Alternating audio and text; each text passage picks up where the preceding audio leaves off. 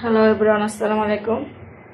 এই যে কাক্কে মাছ, সাগরের কাক্কে মাছ, একটু বাংলাদেশের দুইটা তাই দুইটাই বাংলাদেশে একেবারে সেম বাংলাদেশের মতো, কাক্কে মাছের মতো দেখতেও, খাইতেও, বোনা করলে পেঁয়াজ দিয়ে টমেটো দিয়ে সেই স্বাদ। তাজা কাটলাম,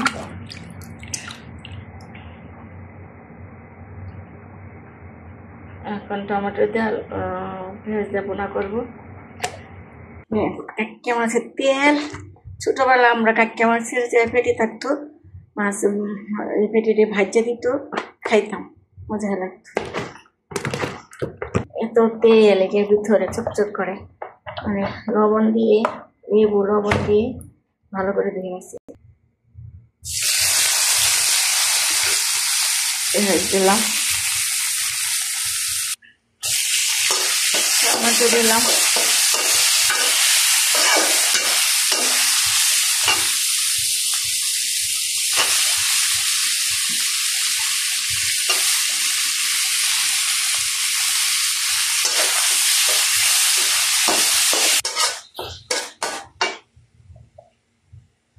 হলুদ, মরিচ, লবণ, মিক্স মশলা,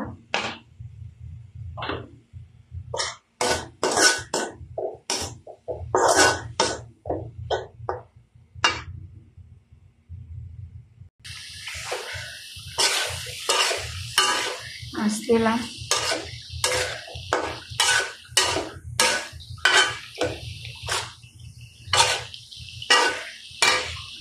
এখন ঝোল দিয়ে দিব।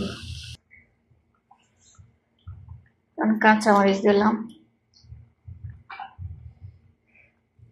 কাটটা মাছ বেশি করে কাঁচামরিচ দিয়ে, মরিচ দিয়ে, পোড়া মরিচ বেশি করে দিয়ে বোনা বোনা করলে স্বাদ লাগে। আগুন কম হয় কেন চুলাটা।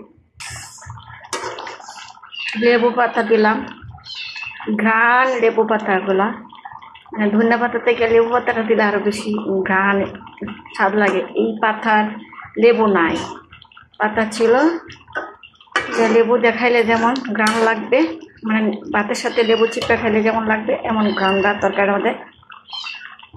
কি মজা ঘ্রাণ। বাংলাদেশে এই লেবু দিয়ে আছে, মানে লেবু ছোট ছোট, মানে কাজলি লেবু, একটা গাছ ছিল বাঙালিরা লাগাইছে, বাংলাদেশি লেবু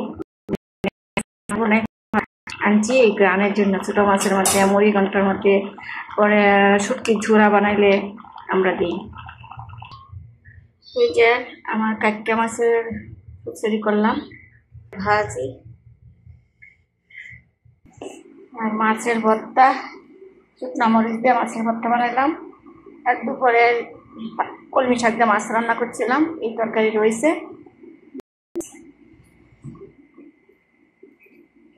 শুকনো মরিচ দিয়ে আজকে ভর্তা বানাইছি, অনেক স্বাদ।